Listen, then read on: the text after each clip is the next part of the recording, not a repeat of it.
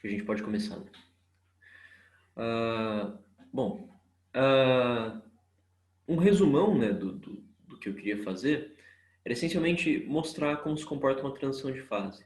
E no meio do caminho, a gente viu que tem pontos bem especiais nos diagramas de fase, que são onde a linha de transição de fase, ou seja, a linha de coexistência, termina. E a gente chamou isso de pontos críticos. E por que eles são interessantes? Por que a gente sempre pega a coordenada que está o ponto crítico, né? A temperatura crítica, a pressão crítica, etc. Por que a gente sempre faz uma reescala com respeito a esse ponto crítico?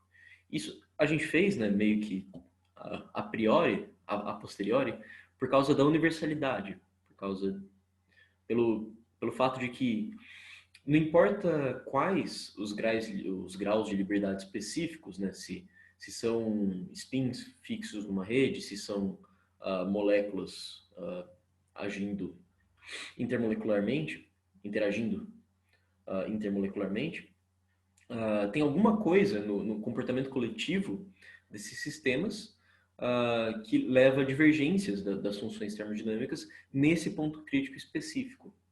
E por isso que é interessante, né, reescalar o diagrama em torno dele, porque é como se fosse um furo na realidade, né? É um furo no espaço. E tudo está girando em torno desse furo. Singularidades, correlações. E eu mostrei bem pouco, né, das classes de universalidade diferentes, porque a gente fica limitado, né, pela capacidade de fazer conta. Mas não é só o modelo de Ising que existe, não é só o modelo de Ising 2D e 3D e campo médio que existem. Tem vários outros e vários outros, mas nem tanto, nem um número tão grande quanto tem número de sistemas físicos que obedecem essas classes. Ou seja, tem várias classes que se mapeiam de fato no Ising 3D, por exemplo. O gás líquido, né, o gases reais, a transição de segunda ordem de gases reais é idêntica no comportamento crítico à classe do Ising 3D, que é resolvida geralmente com soluções numéricas. E esse gás líquido, né, essa transição gás líquido real, pode ser visto naquele fenômeno da coalescência crítica que eu tinha mostrado. E daí faz experimento, as pessoas fazem experimento, né, com espalhamento de fótons, por exemplo, para encontrar esses diferentes expoentes, a diferentes, claro, pressões e temperaturas. E daí você vai vendo como os fótons se espalham e como as coisas se comportam nesse sentido.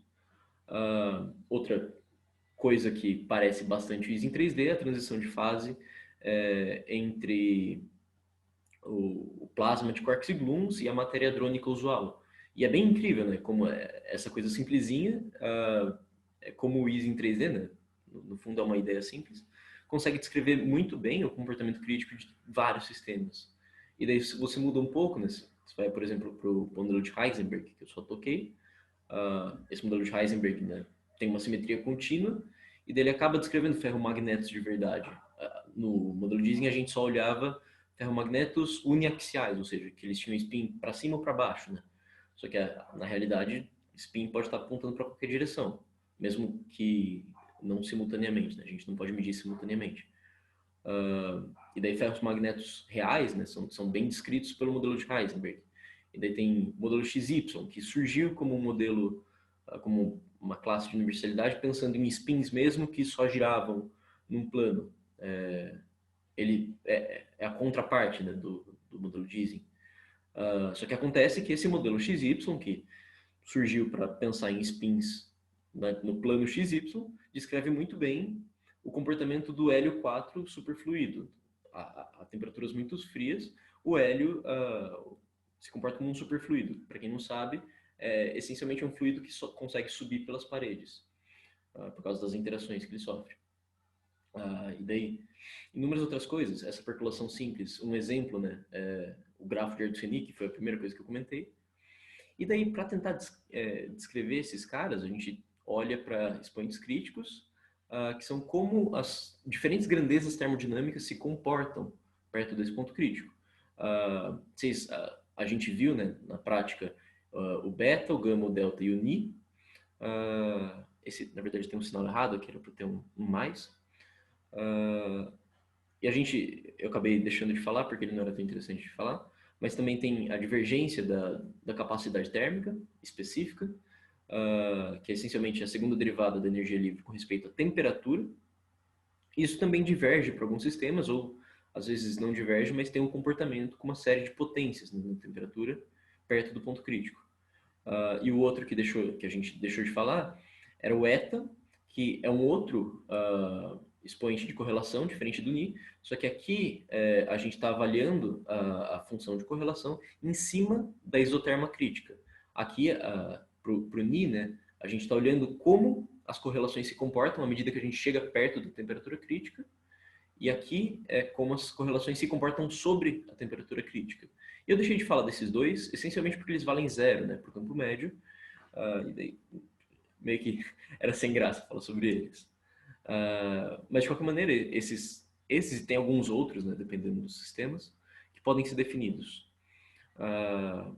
E daí, numa tentativa, né, de descrever os sistemas reais, a gente faz essa aproximação de campo médio, seja na teoria de Landau, seja no campo médio de verdade, ou seja até com Landau-Ginzburg, que é um campo médio, mas essas teorias ainda não tinham sucesso em descrever o que acontecia, né, com esses outros expoentes críticos.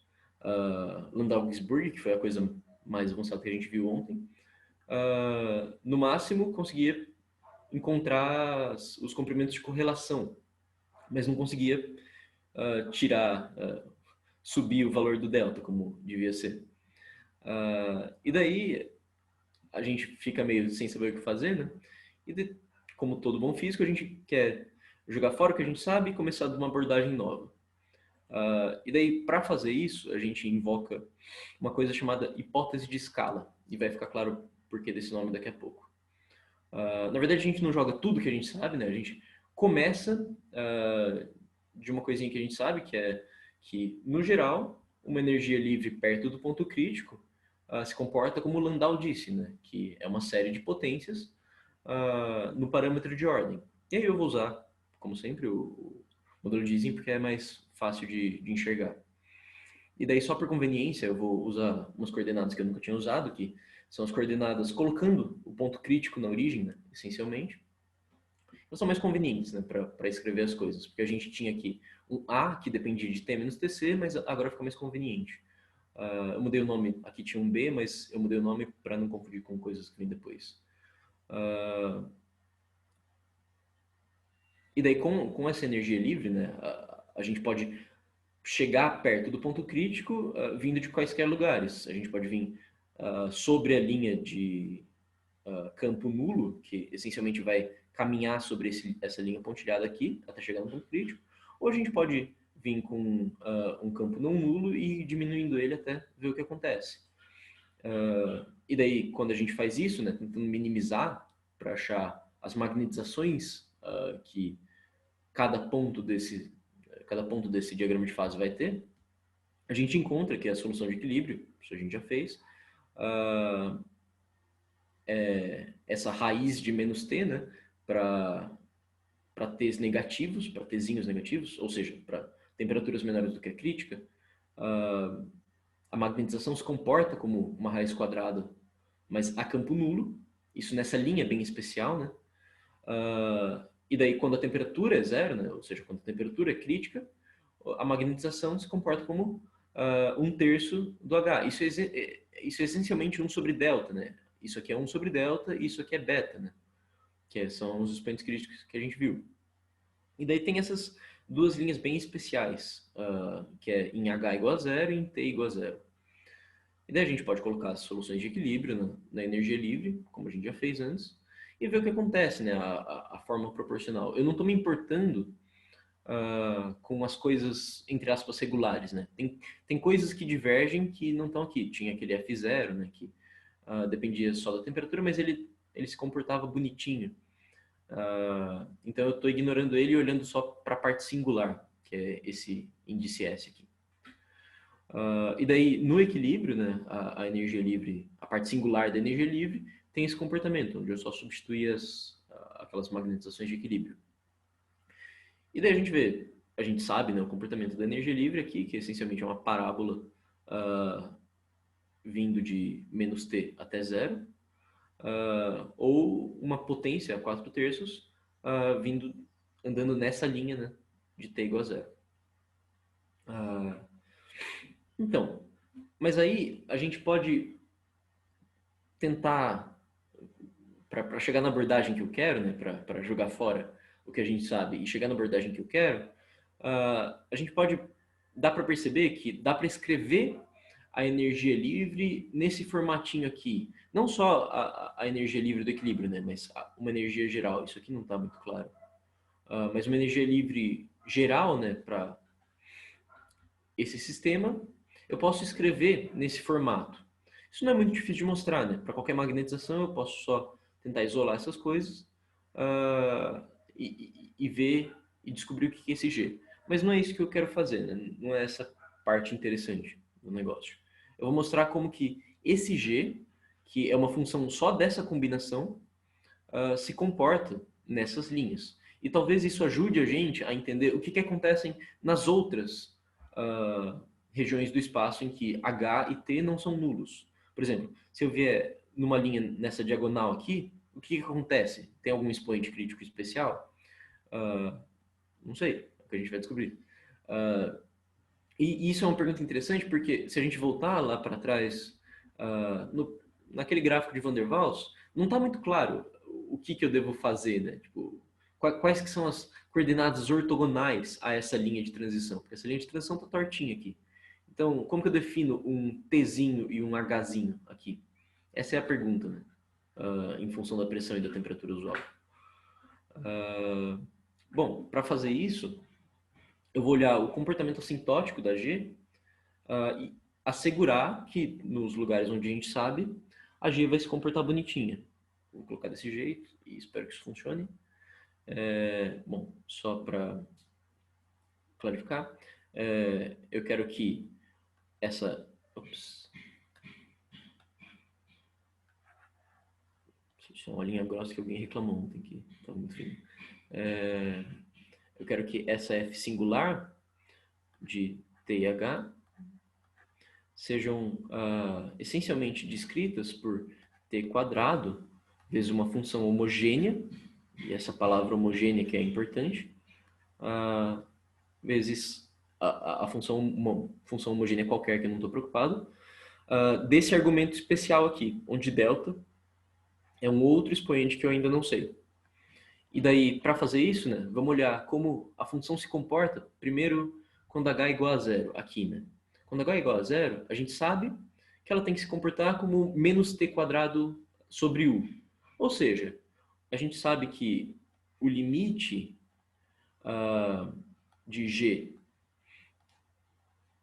h sobre t, ou melhor, como essa combinação, né, é a única que importa, o limite de g de x, quando x vai para zero, a gente sabe que é uma constante e que, em comparação, né, a esse modelo específico, essa constante vale menos 1 sobre u. Ok. E daí isso já torna consistente, né, com o que a gente quer para essa primeira linha.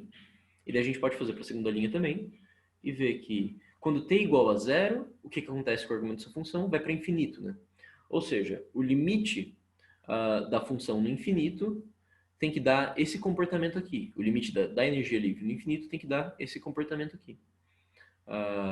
Ou seja, a gente sabe que tipo, o jeito disso acontecer é que o limite da função quando x vai para infinito seja uma certa potência, né, de x. No caso, não é igual, mas o comportamento assintótico da função é x elevado a uma certa potência. Essa potência a gente descobre também. Mais direto daqui de trás, a gente sabe que essa potência tem que ser 4 terços.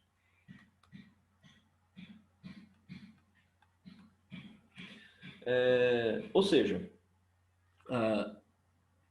próximo de t indo para tendo para zero, então isso implica que, né, quando t vai para zero,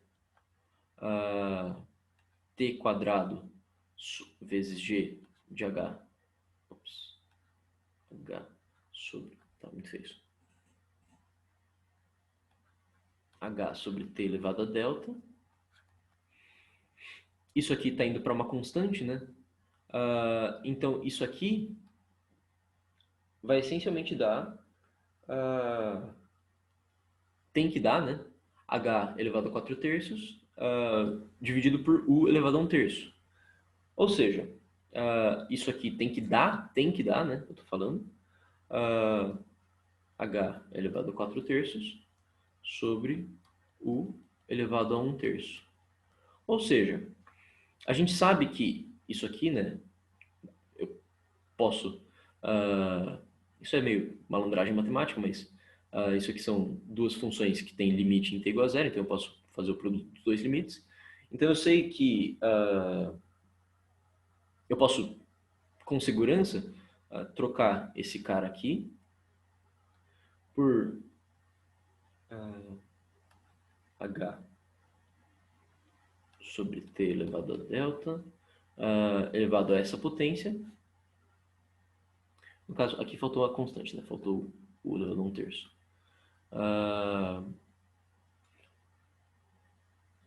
Elevado a essa potência de 4 terços sobre o elevado a 1 terço. E daí isso implica, né, como eu tirei o limite de t indo para zero, isso implica que a resposta final não está dependendo de t. Logo, eu concluo que 2 mais... calma aí. Na verdade, não. Na verdade, eu concluo que delta... isso.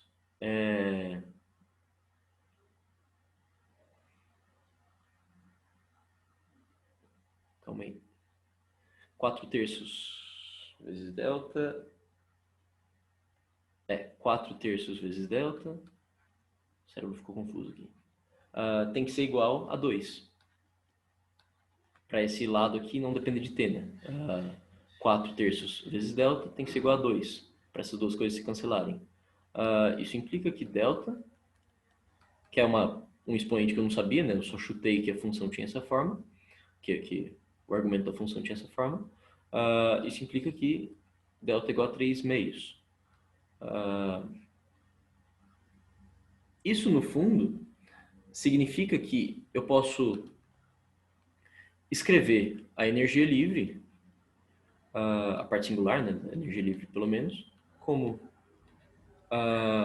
só t ao quadrado vezes uma função homogênea que eu ainda não sei, que eu não vou saber, né, porque ela não importa muito, de h sobre t elevado a 3 meios. E eu sei o comportamento dessa função. Então, no fundo, eu sei dados... na verdade, isso depende um pouco, né, do coeficiente que tá aqui dentro da função, mas se eu fizer uma linha, uma curva, né, de h igual a t elevado a 3 meios, ou seja, deixa eu desenhar isso aqui. Se eu fizer uma curva, vou pegar aqui. Aqui está o ponto crítico, daí aqui h e aqui t. Se eu fizer uma curva que é h igual a t elevado a 3 meios, tudo que está para cima, e também o menos, né, porque se comporta igual no simétrico em h, tudo que está aqui para cima e vier nessa direção do ponto crítico, ou seja, toda a trajetória, né, nesse diagrama de fases que passar pelo ponto crítico vai ter uma singularidade que se comporta como uma singularidade de h, ou seja, uma singularidade que se comporta como essa de baixo aqui. Só que e daí todo... Devo fazer o simétrico aqui. E daí toda linha, toda trajetória, né, que vier por baixo dessa linha vai se comportar como a divergência de t, ou seja, menos t quadrado sobre u. Isso por causa, né, da forma de potências dessa função. Ok. E daí, isso, vejo que o delta é 3 meios, né? Mas a gente pode confiar nisso para qualquer situação, né? Eu parti de uma energia livre bem específica que funcionava para alguns modelos, para o campo médio, para andar o Ginzburg, mas eu não tenho como assegurar que isso vai valer para qualquer classe de universalidade. Mas aí que vem a minha suposição, né? A minha suposição número 1. Toda vizinhança, todo ponto crítico tem uma vizinhança que é descrita por uma dessas funções homogêneas. Esse alfa, delta e a g específica, né, vão depender do modelo, e são coisas não universais, não universais, né, no sentido depende, né, do que eu quero falar, mas essa é a minha suposição número 1, que a energia livre sempre se comporta desse jeitinho aqui nas redondezas do ponto crítico. E isso aqui tem a vantagem, né, de que se isso é uma função homogênea, as funções homogêneas, né, têm essa vantagem de que se f é uma função homogênea, a derivada dela também vai ser homogênea. Eu posso mostrar isso rapidinho fazendo aqui. Ops. Ok, deixa eu só tirar. Ok. Daí eu quero mostrar, né, que dado uma certa função homogênea, a derivada dela vai ser singular, partindo disso aqui. Vamos escrever aqui, fs igual a t elevado a 2 menos alfa, vezes uma certa função g de f de h sobre t elevado a delta. E daí a derivada dela, né, com respeito a t, por exemplo, vai ser 2, primeiro tem 2 caras com t, né? Então 2 menos alfa, t 1 menos alfa, vezes a g de f, que é delta. E daí tem o termo dessa derivada aqui, que vai ser mais... Na verdade, acho que... Ops. Deixa eu dar um zoom out. Mais t elevado a 2 menos alfa, vezes a derivada do que está aqui dentro, que é delta h menos delta h sobre t elevado a delta mais 1, vezes a derivada dessa g de f, que eu não conheço, de novo. G de f em h de t elevado a delta.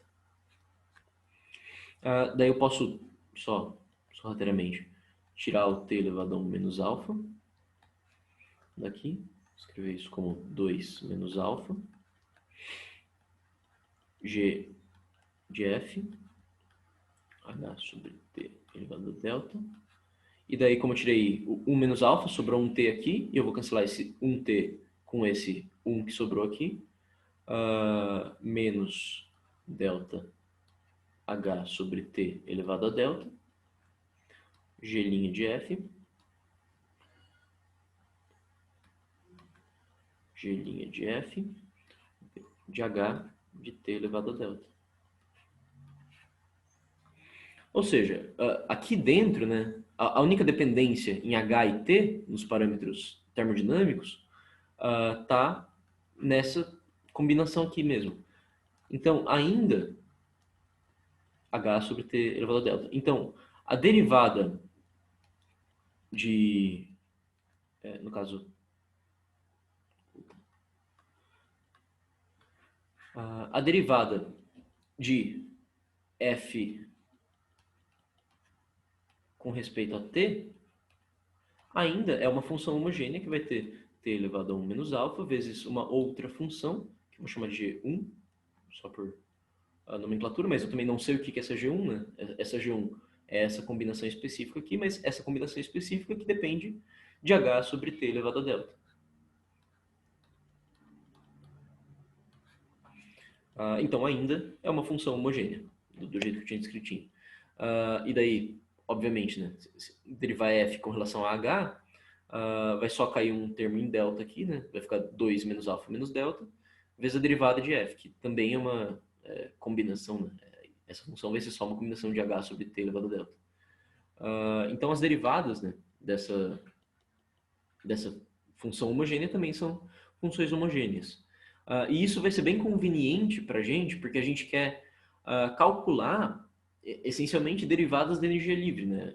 Capacidade térmica, susceptibilidade, a magnetização, são todas grandezas que derivam da energia livre. E daí, vamos olhar como elas se comportam, né? Nessa situação homogênea. A capacidade térmica, que eu tinha meio que ignorado, ela é a segunda derivada, né? Proporcional à segunda derivada da temperatura. E isso, pelo argumento que eu dei aqui atrás, vai ser essencialmente, vai cair, né, um t de novo, que eu estou derivando mais uma vez, e vai sobrar uma outra função, que não é a derivada de g, mas vai sobrar uma outra função que também é homogênea. Então, isso aqui, né, como eu tinha dito antes, quando h está indo para zero, a gente sabe que essa função vai ser uma constante, né? G2 de zero, isso é uma constante. Ou seja, a capacidade térmica vai com T elevado a menos alfa, como era a definição do coeficiente alfa lá em cima, lá atrás. E a magnetização, né, é só a derivada com respeito a H, e isso eu tenho aqui atrás também calculado, derivada com respeito a H. E isso também é uma função homogênea. E daí a gente pode olhar tanto a campo nulo quanto quando t, o limite, né, em que t vai para zero. E daí quando a gente olha campo nulo, isso aqui vira uma constante. E isso aqui vira... e só resta, né? Esse prefator, que é t elevado a 2 menos alfa menos delta. Ou seja, quem está prestando atenção sabe o que eu estou pensando. A magnetização se comporta como uma potência de T. Essa potência aqui que não é só um beta, né, como a gente queria. Isso aqui é um 2 menos alfa menos delta. Mas vamos para lá. E daí, pelo mesmo argumento, né, que eu tinha dado lá em cima, quando t vai para zero, o argumento da função vai para infinito, ou seja, h... ou seja, a função, né, se comporta como uma potência do argumento, só que essa potência do argumento multiplicada por t elevado a 2 menos alfa menos delta não pode depender de t, porque eu joguei t para zero. Né? Então, no fundo, eu vou descobrir que P é igual a 2 menos alfa menos delta sobre H. Ou o contrário. E daí, fazendo isso, né, também eu vejo que a magnetização, quando está na isoterma crítica, a magnetização depende como uma potência de H. Mas essa potência de H, né, como a gente já tinha visto, era 1 sobre delta. Como a gente tinha definido lá atrás. E daí, só para completar, né, a gente vê a susceptibilidade, que é a derivada da magnetização com respeito ao campo. E isso, de novo, dá uma função homogênea, né? Isso aqui só a segunda derivada mesmo. Cai um outro fator de delta para cá. E daí, a campo nulo, esse cara vira uma constante. Então, a susceptibilidade se comporta, né, com 2 menos alfa menos 2 delta. E daí o que eu falei foi o seguinte, que... Por aqui, atrás. Daí foi isso que eu falei, né? Que a capacidade térmica vai com T elevado a menos alfa. Isso beleza, né? Já estava na definição que a gente queria. A magnetização, quando H é igual a zero, se comporta como t elevado a 2 menos alfa menos delta. Só que, por definição, né, a gente tinha definido esse cara, o parâmetro de ordem se comportando com a temperatura, como sendo t elevado a beta. Então, a gente tira, né, uma igualdade entre esses expoentes. Isso aqui dá um jeito, né, de eu descobrir o que era esse delta. Isso implica que, para mim, que beta é igual a 2 menos alfa menos delta, para ser consistente, né, com as definições que a gente tinha antes. Em contrapartida,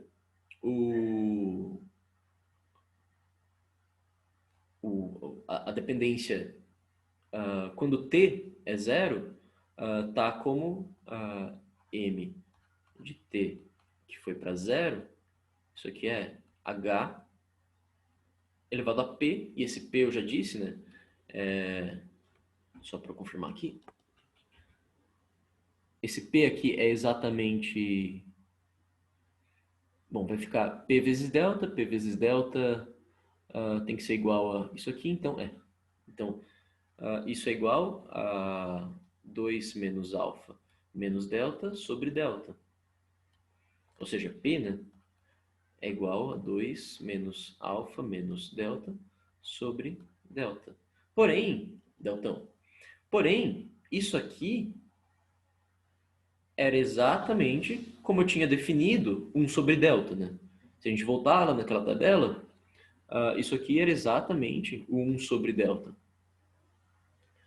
E então eu concluo, né, que o deltinha, né, esse P aqui não importa muito, né, para termodinâmica, mas o deltinha é igual a esse deltão que eu tinha definido antes, sobre 2 menos alfa menos delta. Então a gente vai vendo, né, que esses coeficientes não são independentes. E daí, similarmente, quando a gente olha para a susceptibilidade, para o comportamento da susceptibilidade a campo nulo, a gente encontrou que a susceptibilidade era t elevado a 2 menos alfa menos 2 delta. E isso era exatamente a definição de gama, né? Gama. Ou seja, gama é igual a 2 delta mais alfa menos 2. Pelas definições, né, que eu tinha dado lá na tabela. A gente pode voltar se quiser. E daí aqui exatamente o que eu escrevi, né? Que beta é igual a 2 menos alfa menos delta. Deixa eu circular aqui. Beta é igual a 2 menos alfa menos delta. Deltinha é igual a delta sobre 2 menos alfa menos delta. E o gama é esse cara aqui. E esses três, né? Esses três são os expoentes críticos que a gente tinha primeiro encontrado e pensado sobre, né? Que são os expoentes críticos termodinâmicos.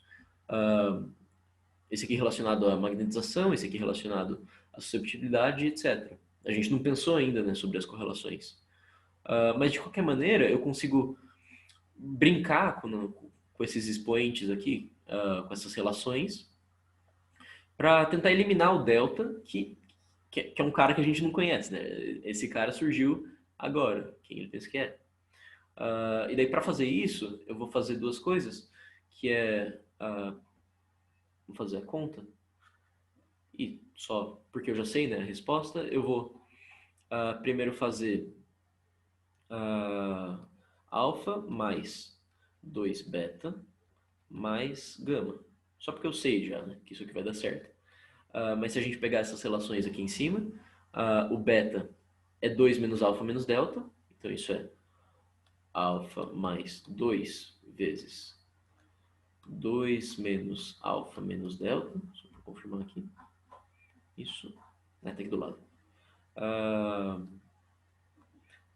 Mais gama, que é 2 delta, mais alfa menos 2. E daí, continha básica, alfa mais 2 alfa, alfa menos 2 alfa mais alfa, isso cancela.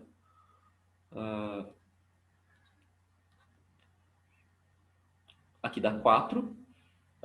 Menos 2 dá 2. Acho que essa não vai ficar boa. Isso aqui dá 2. E 2 menos 2 delta, com 2 delta também cancela. Ou seja, alfa mais 2 beta mais gama é igual a 2. Isso é uma das relações que a gente encontrou. E daí a gente pode também fazer delta mais 1, só porque eu sei que isso vai dar certo, né? Mas delta mais 1 vai dar gama sobre 2 menos alfa menos delta, mais 1. Isso aqui é delta mais 2 menos alfa menos delta sobre 2 menos alfa menos delta. Isso é igual a... Só... Obrigado. Esses deltas cancelam, né? Esses deltas aqui cancelam. Aqui sobra 2 menos alfa. E aqui embaixo sobra beta.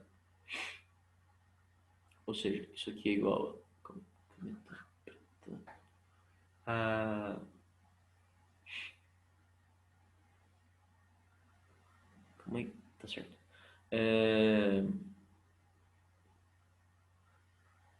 Não, calma. Eu acho que eu errei alguma coisa.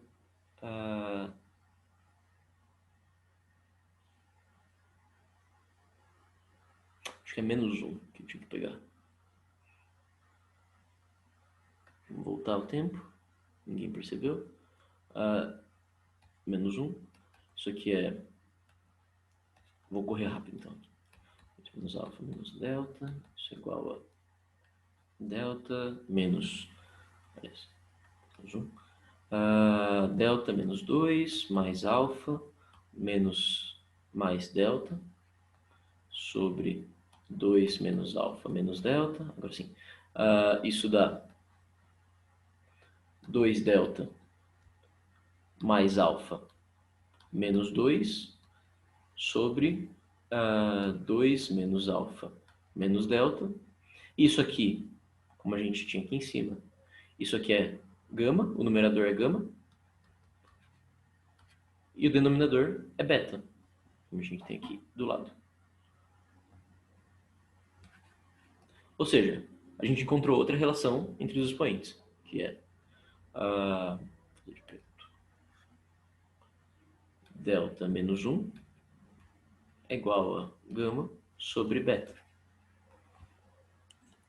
E essas identidades entre expoentes geralmente são nomeadas por físicos que descobriram elas.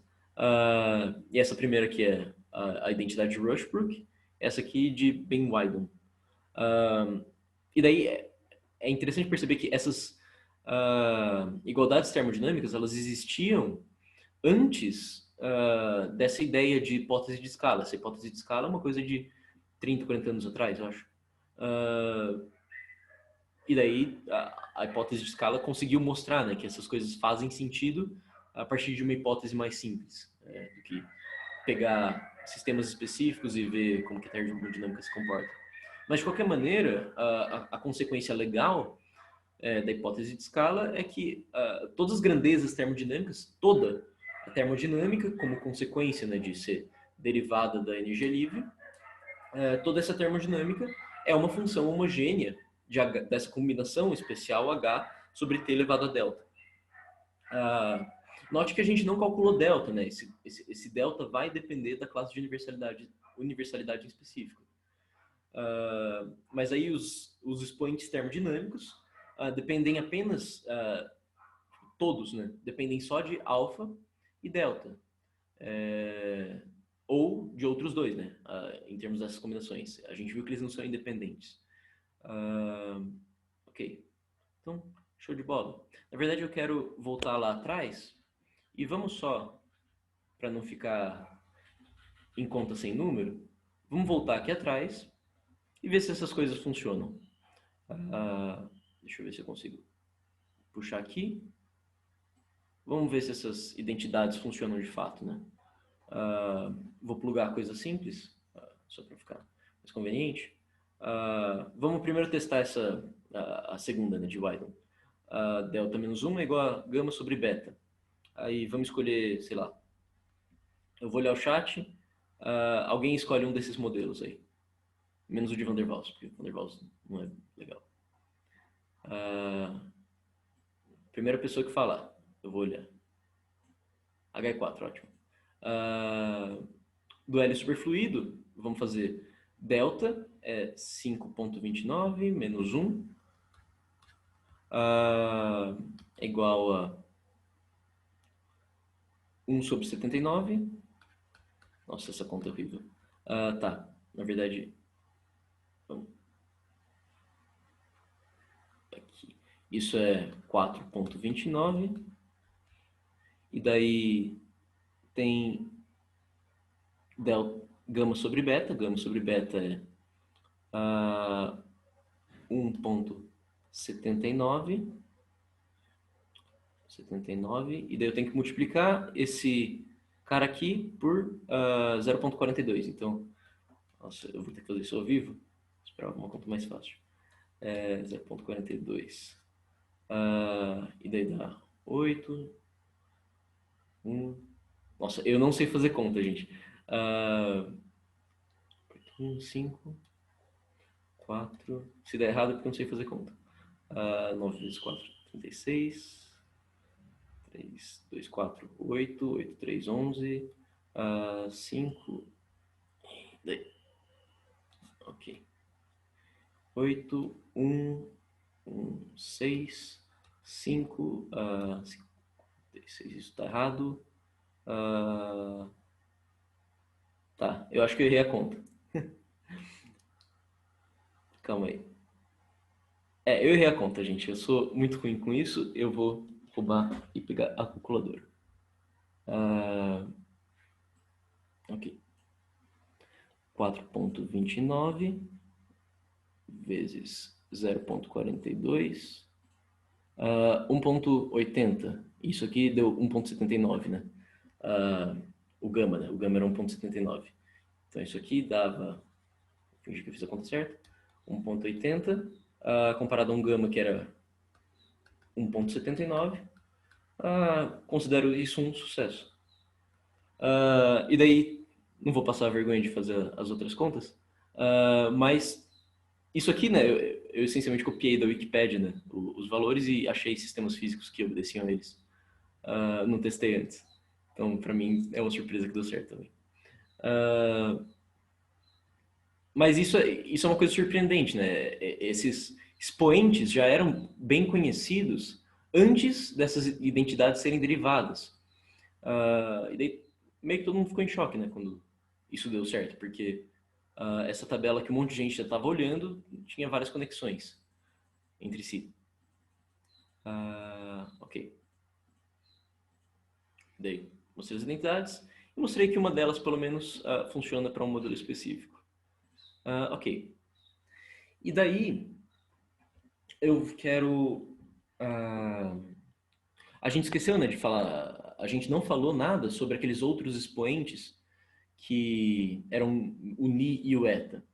E a gente não falou nada sobre eles até então, porque a gente estava usando a hipótese da energia livre ser homogênea.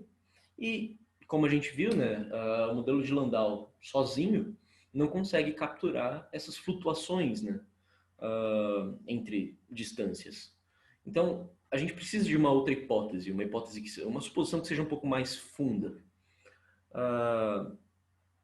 E daí,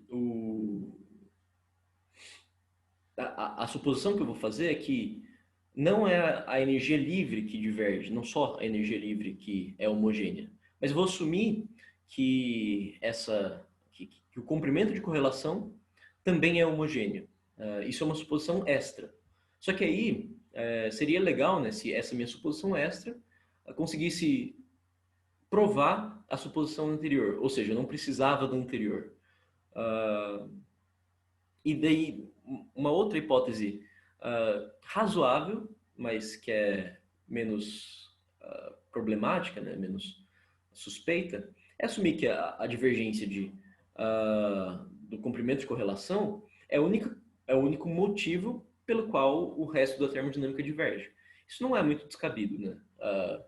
A gente sabe, né, pela nossa experiência de físico, que a susceptibilidade magnética, os calores específicos e toda essa termodinâmica diverge essencialmente porque as coisas em longas distâncias estão se comunicando, né? Tem uma ordem de longo alcance. Isso é essencialmente o que o comprimento de correlação faz, né? Ele mede o quanto lugares vizinhos conseguem se conversar. Então não é surpresa se isso der certo. E daí a gente faz isso, primeiro, vou voltar aqui. Eu vou assumir, né, que essa divergência é responsável e também assumir que o Xi diverge desse jeito. Eu já coloquei aqui do jeito esperto, né, para quando o campo for zero, Xi divergir com t elevado a menos ni. Isso aqui, mesma coisa, né, que eu tinha montado com alfa. Mas aí eu posso ver o que acontece, né? O que está acontecendo com o sistema em si. E tentar mostrar que essa minha suposição 2, no fundo, prova a suposição 1. Alguém quer falar alguma coisa?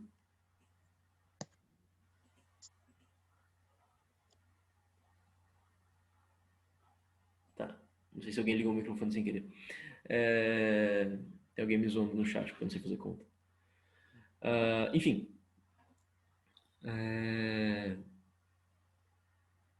Tá. Bom, primeiro, para calcular, né, energia livre, a gente tira o log da função de partição e para tirar a função de partição, a gente está olhando, né, todas as configurações possíveis do sistema. E no geral, deixa eu pegar meu caderninho aqui, minha conta mal feita. No geral, log de z vai depender do tamanho do sistema, né, do volume do sistema. Todo mundo já viu em MaxStat que a gente ignora, né, o volume, mas o volume acaba saindo, né, naquelas integrais no espaço de fases. Então, no fundo, o log de z, log de z, vai depender do volume no espaço de fase em d dimensões, assumindo, né, que tem uma dimensão linear L, assumindo que o sistema tem uma dimensão linear L, log de z vai por extensividade, né? Ele depende de L elevado a D. Só que isso é desagradável, porque log é uma função que não tem dimensão, né? Ele não tem unidade de medida. Então eu preciso, no fundo, achar uma certa escala para o sistema e saber como esse comprimento vai ser medido, né? Tipo, se a minha amostra, se o meu metal, por exemplo, tem 50 centímetros, como que eu calculo o que o log dizer, o que a energia livre está fazendo? Eu não posso só colocar 50 centímetros, eu preciso comparar com alguma coisa. E daí, a parte regular, né, a parte que não diverge da função de partição, eu posso simplesmente pegar a escala específica do sistema. A escala específica sendo, por exemplo, a distância entre dois sítios vizinhos numa rede de spin, o livre caminho médio, né, num gás ou num líquido. Eu posso sempre achar uma escala de comprimento que faça sentido, né, na maioria das condições termodinâmicas. Vou chamar isso de azinho. Isso aqui, logo dizer, vai ter essa dependência extensiva e adimensional, vezes uma parte que vai ser regular, que não vai divergir. Só que aí a gente sabe que se tem um ponto crítico, isso aqui não vai ser útil para o log dizer. Porque no ponto crítico, sob o ponto crítico, não existe mais essa noção de escala. E como eu tinha falado, né? Não tem como o, a distância entre os sítios dar conta do recado, né? De escrever o que está acontecendo com o sistema. Então eu preciso de alguma outra unidade de comprimento para manter esse log Z adimensional. E a coisa que eu quero usar, acho que todo mundo sabe, é o próprio comprimento de correlação do sistema. Porque esse cara não fica irrelevante no ponto crítico. Esse cara faz sentido, né, perto do ponto crítico, diferente do A. E daí, se eu fizer isso, eu mantive a extensividade da termodinâmica e mantive o log de Z adimensional. Isso, claro, vai ser multiplicado por uma função homogênea, como a gente quer, que é singular, né? Essa parte aqui que diverge também. Ok. E daí, isso é exatamente o que eu escrevi aqui, e daí vocês podem ver que a interpretação que isso tem, né, é que perto do ponto crítico, perto, mas não em cima do ponto crítico, essa distância, azinho, começou a ficar irrelevante. Você não enxerga mais essa distância. Em compensação, o comprimento de correlação está bem grande perto do ponto crítico, não ainda em cima. Mas perto do ponto crítico, o comprimento de correlação está bem grande. O que significa que sítios, né, sítios ou moléculas constituintes do sistema bem distantes um do outro conseguem se conversar. E eles conseguem se conversar até uma distância xi, que era a definição, né, do comprimento de correlação, o quão longe a correlação chega. Então, no fundo, isso está dividindo o sistema em vários domínios diferentes, que é uma ideia que eu já tinha falado. Isso está quebrando o sistema em vários domínios, em que todos esses caras aqui estão correlacionados, todos esses caras aqui estão correlacionados. E daí, quantos domínios o sistema tem? L sobre xi elevado a d. Isso é o número de domínios, né, que o sistema vai ter a uma certa condição termodinâmica. E daí, usando essa hipótese, né, a energia livre, a parte singular, né, da energia livre vai ser proporcional a essa quantidade aqui. Isso aqui depende de xi elevado a menos a dimensão. Ou seja, usando a minha hipótese de homogeneidade, a parte singular da energia livre vai com T elevado a dimensão, né? O menos com menos corta, T elevado a dimensão vezes Ni, vezes uma outra função termodinâmica, aqui, uma outra função homogênea aqui. E daí isso é compatível, né, com a minha suposição 1 que eu tinha antes, se eu assumir que D vezes Ni é igual a 2 menos alfa. E daí a gente acha uma outra relação entre os expoentes, que geralmente chama de hiperescala, ou na filosofia, né, de chamar pelo nome de quem descobriu, Josephson. Só que isso aqui é uma identidade um pouco diferente das outras, porque isso aqui inclui a dimensão do problema explicitamente. E daí a gente pode voltar e fazer aquela brincadeira e testar se essa relação faz sentido, né? Se essa relação com o Ni e o alfa medidos experimentalmente fazem sentido. Eu não vou fazer isso porque vão me zoar porque eu não sei fazer conta. Mas se vocês fizerem, vai dar certo para quase tudo. Não vai dar certo para o campo médio, a não ser que a dimensão seja igual a 4. Isso entra naquela história do que a gente discutiu ontem no fim da aula, que o comprimento de correlação, a função de correlação de dois pontos é essencialmente igual à magnetização ao quadrado, né? Quando o sistema está no ponto crítico, só em 4 dimensões. Se menos que 4 dimensões, as funções de correlação importam demais e campo médio não funciona. E acima de 4 dimensões, essa razão, né, da função de correlação sobre m quadrado vai para zero. Ou seja, o campo médio é exato em 4 ou mais dimensões. E daí isso mostra, né, essencialmente a falha do campo médio, que é ela não está levando em conta a homogeneidade do comprimento de correlação, a não ser que a dimensão seja 4. Isso é bom ou ruim? Aí depende de quem mora na dimensão 4.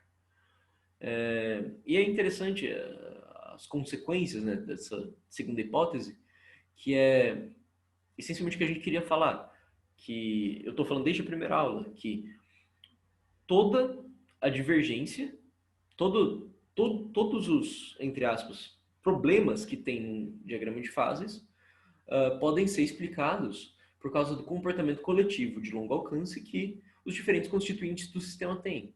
Ou seja, toda divergência, toda singularidade e correlação que tem numa termodinâmica, numa teoria termodinâmica, aparece por causa da divergência do comprimento de correlação sobre o ponto crítico. Isso vale, isso afeta não só o ponto crítico, isso afeta também os arredores do ponto crítico, isso também acaba causando, né, a não analiticidade nas transições de fase de primeira ordem. E a outra consequência legal é que os expoentes críticos, pela nossa surpresa, não são independentes um do outro. A gente precisa só de dois, exceto a dimensão a gente sempre sabe, a gente precisa só de dois expoentes, isso mesmo nessa relação aqui, né? Se eu tiver o alfa, eu já sei unir. Dois expoentes são suficientes para descrever a dimensão. E daí uma coisa sem provar, e eu não vou provar porque isso envolve fazer um monte de conta que a gente viu ontem que não dá muito certo, eu vou falar que, por consequência, né, das hipóteses que eu estou fazendo, as funções de correlação também são homogêneas, só que agora elas são homogêneas da separação, né, de dois pontos. Isso é verdade só no ponto crítico, isso não é verdade fora do ponto crítico, assim como essas outras homogeneidades não fazem sentido, né, fora do ponto crítico. Mas isso em particular. E daí, isso aqui essencialmente quer dizer que no sistema tem uma simetria de escala, ou seja, se eu pegar o meu metal e colocar ele no ponto crítico, de algum jeito experimental, que não é meu problema, se o sistema está no ponto crítico, e, óbvio, ele é grande o suficiente, né, para eu não enxergar as bordas dele, eu não sei se eu estou perto ou longe do sistema. Ou seja, se eu pego um plano infinito, uma rede 2D de Ising de fato infinita, no ponto crítico, eu não sei se eu estou perto ou longe desse plano, porque não existe mais a noção de escala. À medida que a gente chega perto, novas correlações vão aparecendo, correlações que a gente não via antes, né, por causa da nossa visão limitada mesmo. À medida que a gente vai chegando perto, essas correlações vão ficando mais evidentes. Isso é porque toda a noção de escala, né, foi para o brejo quando o comprimento de correlação diverge. Ok. E daí isso introduz a ideia, isso na verdade é a base, né, para falar de grupo de renormalização, que é um dos métodos para tentar estudar o comportamento de sistemas críticos. E daí, um pouco mais especificamente do que eu estava falando sobre simetria de escala, a invariância por escala acontece porque essa função de correlação, que é esse cara aqui mesmo, né? A função de correlação diverge com essa expressão aqui, onde esse eta era aquele expoente eta que a gente nem tocou. Mas vocês podem ver que se eu aumentar, né, a distância entre esses caras, ou seja, se eu separar mais esses caras, a correlação vai ser só aumentada por uma certa potência, por um certo fator, né, que é o quanto eu estiquei, elevado a essa potência aqui. Mas notem que isso é uma simetria que acontece depois que eu tirei as médias, depois que eu fiz a média sobre as diferentes configurações possíveis, eu não estou olhando, né? Essencialmente, eu não estou olhando uma foto do sistema. Eu estou pegando várias fotos do sistema e fazendo a média entre elas, entre a correlação de 2 pontos. E daí essa média, né, que é simétrica por mudanças de escala, isso implica, né, que tem uma autossimilaridade, a similaridade, a autossimilaridade é estatística. Isso justifica o desenho que eu fiz ontem, que é essencialmente se eu der um zoom nessa região, eu vou ter mais ou menos o mesmo comportamento das coisas. Eu não vou saber diferenciar se eu estou longe ou se eu estou perto do sistema. E daí, para entender melhor, né, o que eu quero fazer, eu vou descrever o processo da renormalização, que é essencialmente essa história de chegar perto ou chegar longe. Primeiro, eu vou fazer a famosa prova por desenho, né, que é uma aqui embaixo. Na minha prova por desenho, eu vou fazer o seguinte. Aqui embaixo. Tá. Espero que eu consiga desenhar bem. Tá. Suponha primeiro que a gente tem uma caixa, né? Uma caixa como aquela que tinha dimensão linear L e tal. Mas isso aqui dentro pode ter metal, pode ter gás líquido, pode ter hélio superfluido, o que você quiser. E daí o parâmetro de ordem aqui dentro desse cara tem uma certa densidade, uma certa distribuição, né? Essa distribuição vai estar mais ou menos no mapa de cores, vai estar assim, onde está mais escuro tem mais parâmetro de ordem, onde está mais claro tem menos parâmetro de ordem. E daí vai estar um estado possível, né? Certamente é esse aqui, uma baguncinha dessa. E daí o que eu quero fazer é olhar, só para ficar mais conveniente, não ter que olhar de cima, vamos olhar para o parâmetro de ordem, eu vou chamar de magnetização, né? Só para nossa linguagem ficar mais clara. Vamos olhar para a magnetização nesse eixo X aqui, ou seja, como que a magnetização está aqui nesse eixo X. Aí primeiro eu vou plotar essa magnetização no eixo X. Isso aqui eu estou olhando de cima e isso aqui eu estou olhando de lado. E daí, como esse cara está bastante flutuante, como dá para ver nesse desenho, esse cara vai estar bastante bagunçado, né? Eu esqueci de falar, isso está, claro, em cima do ponto crítico, né? Esse sistema está no ponto crítico. Esse aqui não ficou muito bem feito. Tem bastante flutuação, né? Nessa linha aqui. E daí, claro, eu posso variar essa linha e ir mudando como está distribuída a magnetização. E daí o primeiro passo para esse zoom out, essa renormalização, é eu granularizar o sistema. Ou seja, eu vou fazer uma suavização, né, nesses caras aqui. Eu tenho aqui, né, claro, tem uma distância pequena implícita, que é irrelevante, como eu tinha dito, mas ela existe, né? Ela tem, tipo, aqui as distancinhas que eu tinha chamado de A. Elas existem aqui ainda. Então não é como se fossem coisas contínuas de fato. Mas eu estou longe delas, então isso não me atrapalha. E daí eu vou suavizar isso. Para suavizar, vamos tentar usar da tecnologia.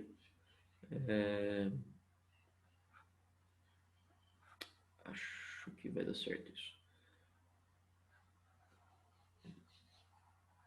Não quero pegar aqui. Deu certo.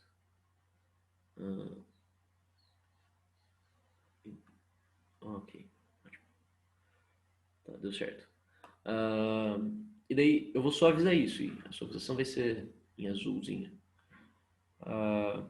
E daí quando eu suavizar, ou seja, quando eu fizer esse processo aqui, eu não sei se está muito claro, né, o que está escrito desse lado aqui, mas eu sei, essencialmente, para um ponto X ali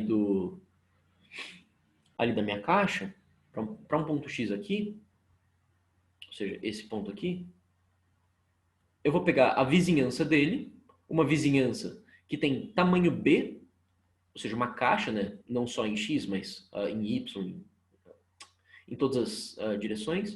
Eu vou pegar uma caixa que tem tamanho B, Bzinho, e vou fazer essa integral aqui. Essa integral, ou seja, eu vou somar todas as magnetizações que estão em volta, né, dele. Isso, claro, é fazer uma média nesse ponto X. E daí eu vou ponderar, né, pelo tamanho da caixa, para as coisas ficarem consistentes. E daí o resultado que eu vou ter, né, olhando só para esse perfil mesmo, mas a média eu estou fazendo em todas as dimensões, vai ter uma coisa que é mais ou menos assim, né?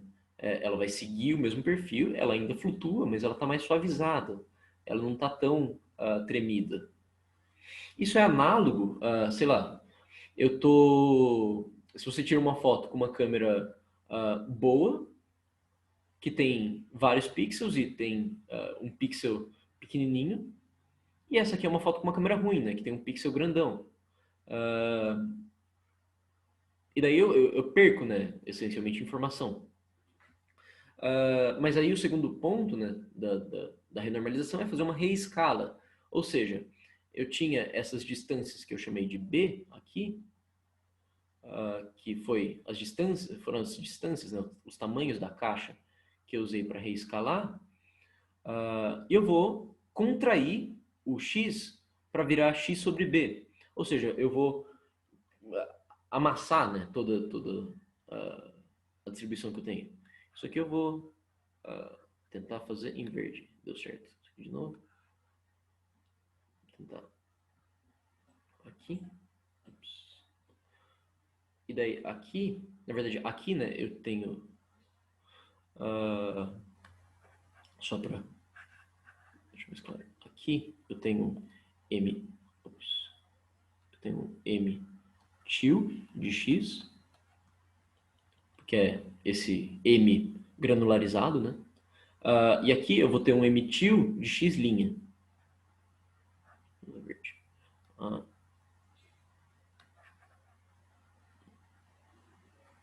Aqui eu vou ter um m til de x' e aqui x',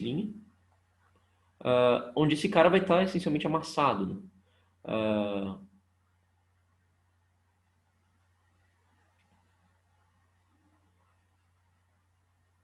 E daí aqui continua, né? Assumindo que a minha amostra é bem grande e eu não parei só abruptamente.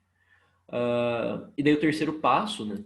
Depois de fazer essa amassada, na verdade, antes eu percebo que aqui, na verdade, meu desenho não está tão óbvio, mas quando eu amasso, né? Como eu estou amassando bastante, as flutuações ficam mais aparentes, mas o gráfico fica mais magrinho. É que só no desenho não fica tão óbvio o que está acontecendo. Mas aqui fica mais espetado, né? Do que estava aqui no azul.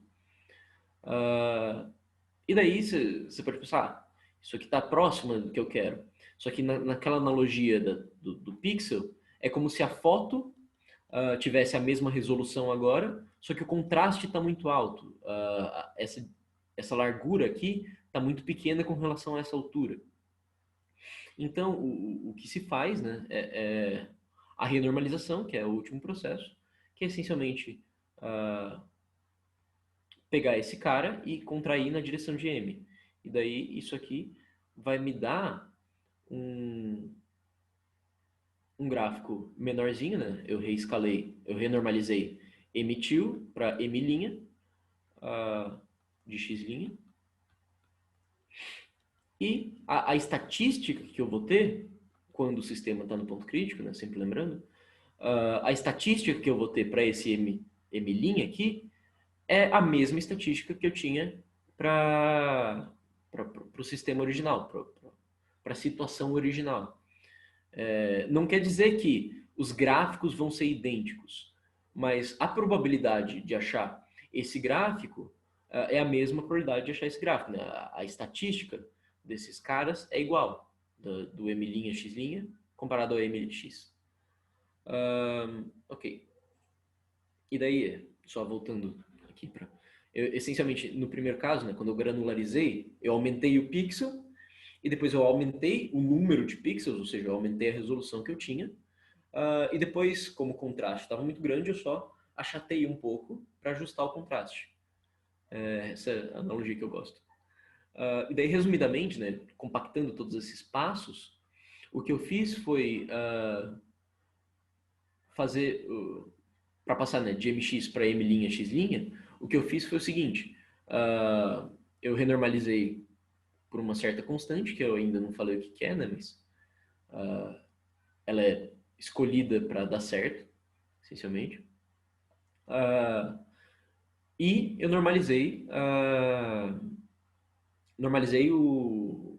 Normalizei não, tirei a média em torno de um ponto X que foi reescalado, um ponto X', né, que foi reescalado do sistema original. Isso é essencialmente o processo que se usa para fazer esse zoom out, né, essa renormalização.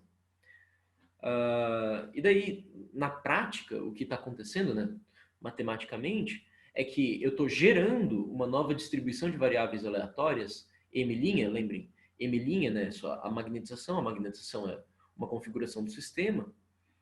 Então, isso aqui é uma variável aleatória, né? Essa variável aleatória tem uma probabilidade que depende daquele peso estatístico, né? Depende de como a hamiltoniana do sistema é. E daí o que eu estou fazendo, né, no fundo, é gerando, a partir do meu conjunto de variáveis aleatórias original, eu estou gerando um conjunto m', né?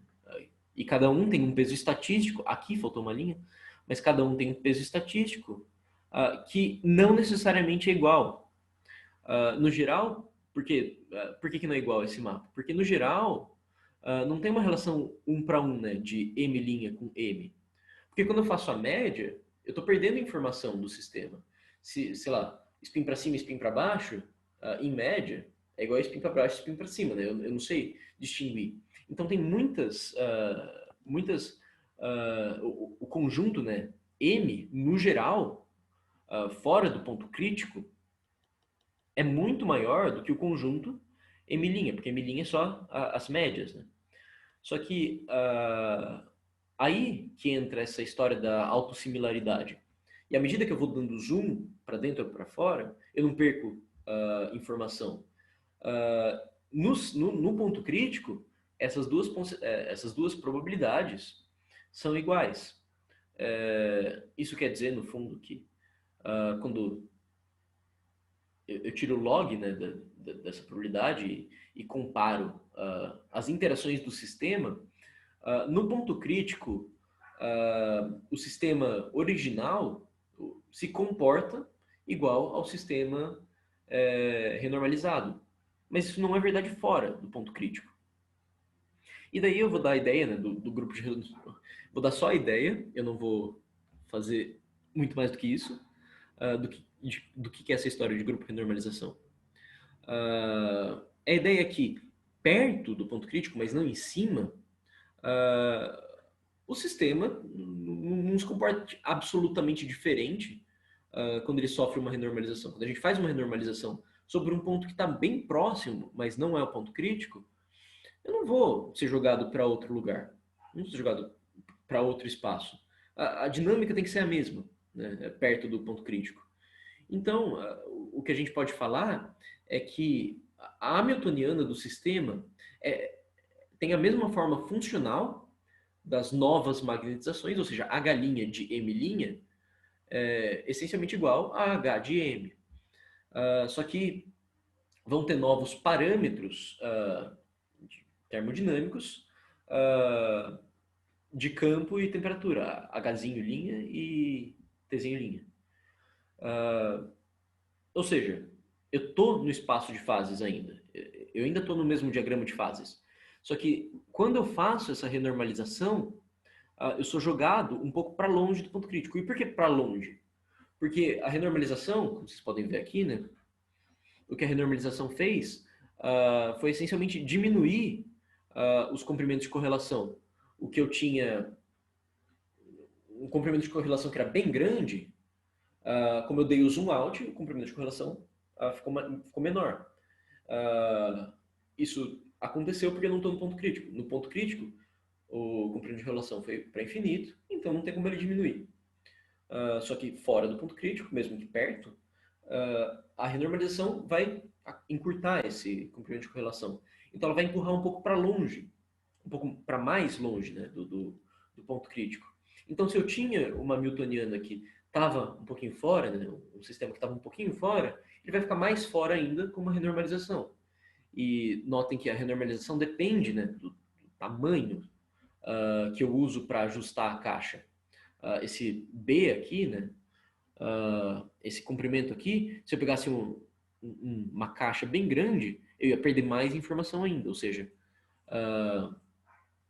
o tamanho da renormalização, né, esse parâmetro de renormalização, vai falar, né, o quão longe eu vou ficar do ponto crítico.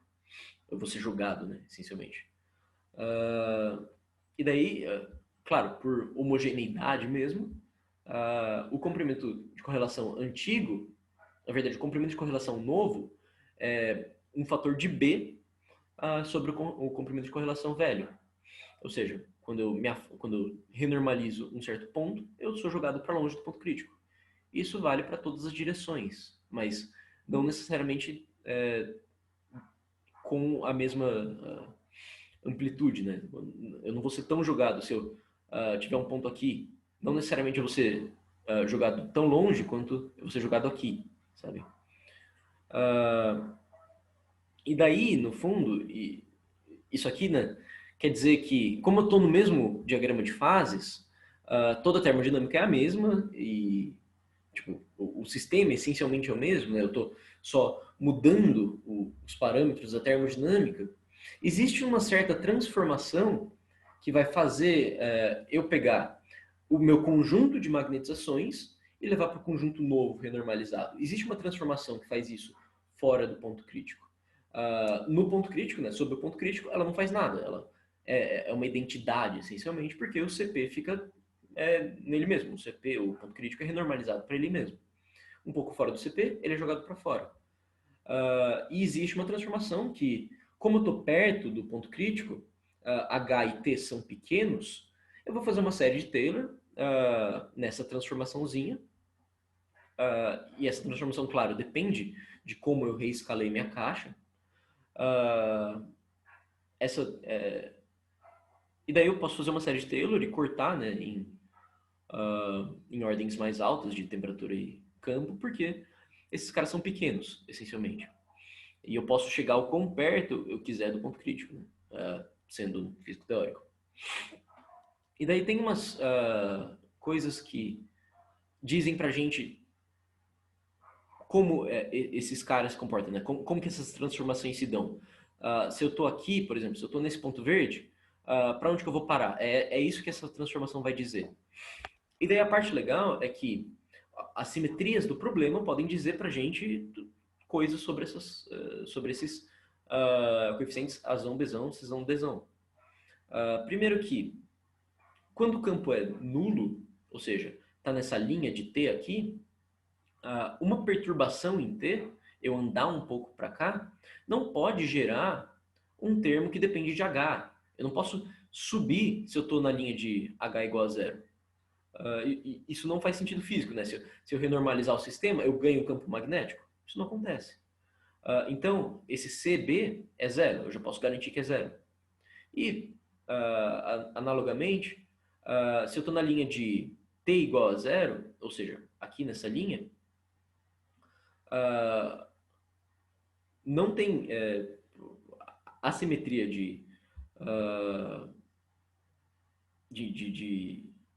calma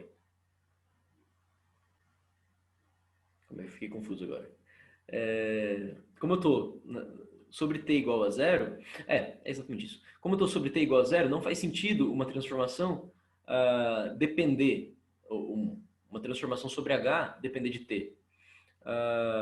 Não faz sentido eu ganhar a temperatura, é o mesmo argumento. Como eu estou a temperatura crítica, não tem por que eu ganhar uma certa temperatura, não tem por que a temperatura mudar, uma vez que eu dei o zoom out. Quando eu só olhei de longe e via os domíniosões, a temperatura do sistema continua a mesma, assumindo, né, que ela está homogênea. E daí, por simetria, eu posso cancelar esses dois termos, que são os termos cruzados, e eu fico com uma condiçãozinha legal, né? Com uma renormalizaçãozinha legal. Isso aqui é conveniente e acontece basicamente no modelo de Ising só, né? Basicamente quando você tem um ferromagneto. Isso não acontece, por exemplo, naqueles outros sistemas de líquido gás ou superfluido, etc. Não, isso não acontece, né? Os eixos termodinâmicos com relação ao ponto crítico não necessariamente são ortogonais. Então, por isso que é interessante sempre tentar achar uma base, né? Uma base termodinâmica que torna esses eixos ortogonais. Eu estou falando mais coisas que eu devia. Mas, enfim, trivialmente, né? Se eu tiver se eu não fizer nenhuma reescala, ou seja, se B for igual a 1, nada mudou. Se nada mudou, A tem que ser igual a 1, A de 1 tem que ser igual a 1 e D de 1 tem que ser igual a 1. Isso é trivial. E uma outra coisa um pouco mais sutil é que se eu, pensando fisicamente mesmo, né, antes de olhar para esse sistema, se eu olhar para a minha grade e renormalizar ela por um certo B1 e depois por um certo B2, é o mesmo efeito de reescalar pelo produto, né, desses Bs. Isso dá para apreciar, né, aqui na definição da transformação. Se eu reescalo por B1 e depois B2, essencialmente vai ter B1, B2 aqui, B1, B2 aqui. E a caixa, né, os volumes se multiplicam, ou seja, isso aqui quer dizer que a renormalização, né, isso aqui justifica o nome grupo de renormalização. É porque sempre que eu tenho uma transformação depois da outra, eu posso associar uma transformação que ia fazer isso direto. E na verdade, né, isso não é um grupo de fato, isso é um semigrupo, para quem gosta disso. Isso é um semigrupo porque essa transformação, esse mapa, apesar de ter uma relação 1 para 1, esse mapa não é necessariamente invertível. Não é fácil, né, achar um procedimento que vai levar da escala renormalizada para a escala nova, ou seja, é difícil de dar o zooming, apesar de talvez ser possível. Mas chamam isso de semigrupo. E daí, por causa dessas duas considerações, a gente sabe que A de B vai ser uma potência de B e D de B vai ser uma outra potência de B também. E daí a gente sabe, né, que como a gente vai ser jogado para longe do ponto crítico, e daí a gente pode combinar, né, essa relação, né, essa renormalização, a gente pode combinar com o que a gente sabia, né, da simetria de escala, para encontrar a dependência desses YH, que são os parâmetros, né, da renormalização, como esses YH se relacionam com os expoentes críticos. E daria, essencialmente, isso vai mostrar para a gente, vai confirmar, né, para a gente toda aquela história que eu falei sobre a hipótese de escala, né, e a homogeneidade das funções. Isso é um approach, o grupo de normalização é um approach equivalente, né, a isso. E daí, só para concluir, eu queria falar que, como eu disse, né, o CP, o ponto crítico, afasta esses... o ponto crítico é estável, né? Desculpa, o ponto crítico é fixo. Se eu aplicar a renormalização sobre o ponto crítico, ele continua nele mesmo. Só que se eu aplicar para pontos próximos dele, ele afasta, né? Esses pontos se afastam do ponto crítico, como a gente vê aqui, né? Se afastam com uma potência de B. E daí, óbvio, as direções, né? Tipo, se eu não necessariamente estou em T, no eixo de T ou no eixo de H, as direções vão ser combinadas, né, de um certo jeitinho. E essa combinação, né, cabe, né, encaixa com o que a gente estava falando sobre hipótese de escala. Mas aí dá para usar essa, esse efeito, né, que os pontos críticos têm de empurrar o sistema para longe sobre uma renormalização para estimar onde que eles estão, né, os valores críticos que eles estão. E daí você pode fazer isso e acho que, para concluir mesmo agora, isso é o que é feito em muitas pesquisas de grupo de renormalização, né? Tem muitos approaches, muitas abordagens na física moderna que consistem essencialmente em tentar achar o ponto crítico da QCD, por exemplo. Isso é eu puxando sardinha para minha área. Um dos jeitos de fazer isso é mapear todo o problema confuso, né, que é a lagrangiana da QCD e tudo mais, tentar mapear isso numa Hamiltoniana de Ising, ali perto do ponto crítico, e dá para fazer, né, porque as classes de universalidade são as mesmas, então a gente consegue montar um mapa desses, e daí dá para, teoricamente, né, nunca ninguém consegue fazer isso, mas dá para, teoricamente, tentar colocar, por exemplo, se eu quiser jogar um ponto aqui e fazer uma renormalização, eu vou ser jogado para um lugar. E daí, se eu colocar um ponto aqui, eu vou ser jogado para outro lugar. Só que, e se eu não sei onde que é o ponto crítico? E se eu não tenho conhecimento, né, de onde que é esse ponto crítico? Aí o que eu quero fazer é testar em todos os lugares o efeito que a renormalização tem, em todos os pontos, né, do diagrama de fases. E notem que fazer isso, né, não é só colocar o ponto e ser julgado. Esse ponto aqui é um estado termodinâmico, ou seja, tem toda uma rede, né, no, no, no espaço de posições e momentos, tem toda uma rede, né, x, y e z, que vão estar configurados ali nesse ponto. E daí você precisa fazer uma puta estatística, né, para ter uma noção, né, de onde está o ponto que você colocou de fato. E daí, uma vez que você colocou aquele ponto de fato, você tenta fazer uma renormalização sobre ele, e daí você vê para onde você é jogado. Se você é jogado para uma temperatura menor, maior, o H, o que acontece com o campo magnético. E daí você faz isso. Uma vez feita isso, você tem uma noção melhor de onde vai estar o ponto crítico. Porque você foi jogado para longe, ou seja, o ponto crítico vai estar para trás.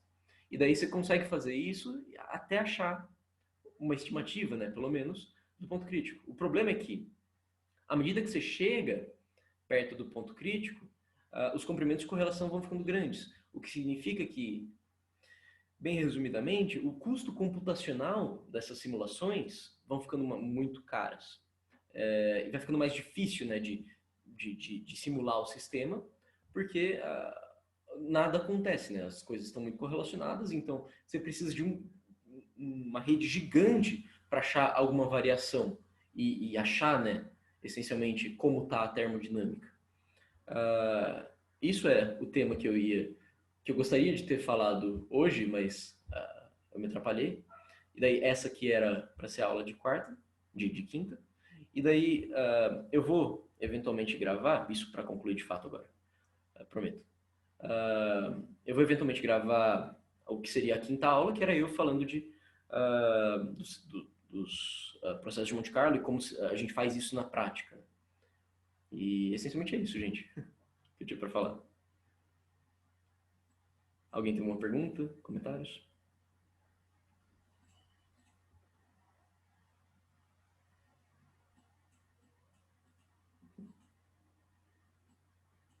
Fiquem à vontade.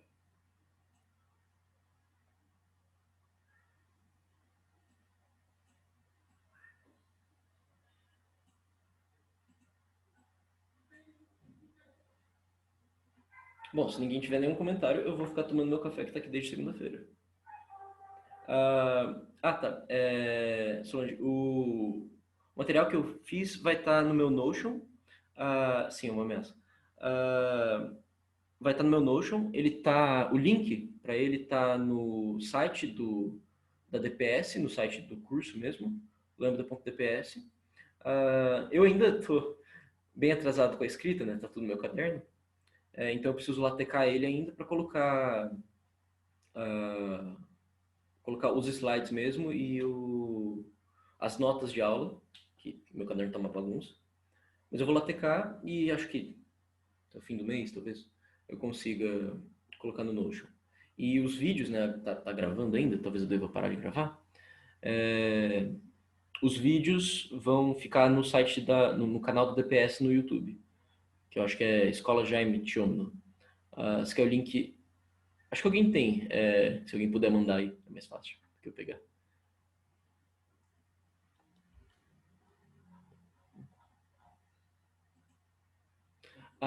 Ok. Literatura para essas coisas é muito difícil. Nossa. Tem, tem os livros clássicos, né, que sempre recomendam. Só que eu não sou muito fã da... Isso está gravado? Isso. Não sei se vai ser bom falar. Mas eu não sou muito fã da abordagem que o pessoal geralmente faz. Que, sei lá, tem no livro do Salinas, do Landau também é horrível de ler.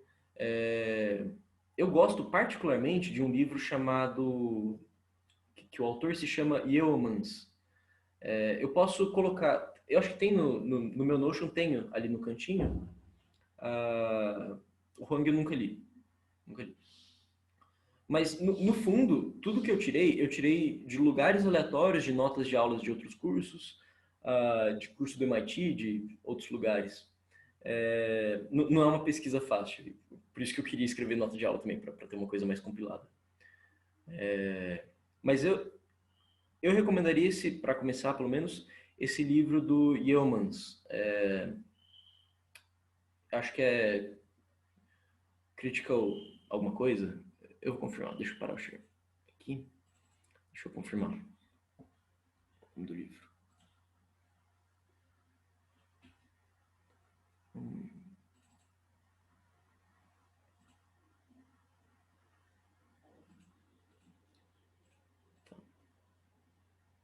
E também tem uma outra referência que o pessoal geralmente usa. Para o que eu falei hoje eu não usei, mas eu não usei porque ele faz muita conta e daí eu achei que não ia ajudar muito. É o Pátria, de mecânica e estatística. O que eu estava falando antes é um chamado Statistical Mechanics of Phase Transitions, que é J.M. Yeomans, o nome.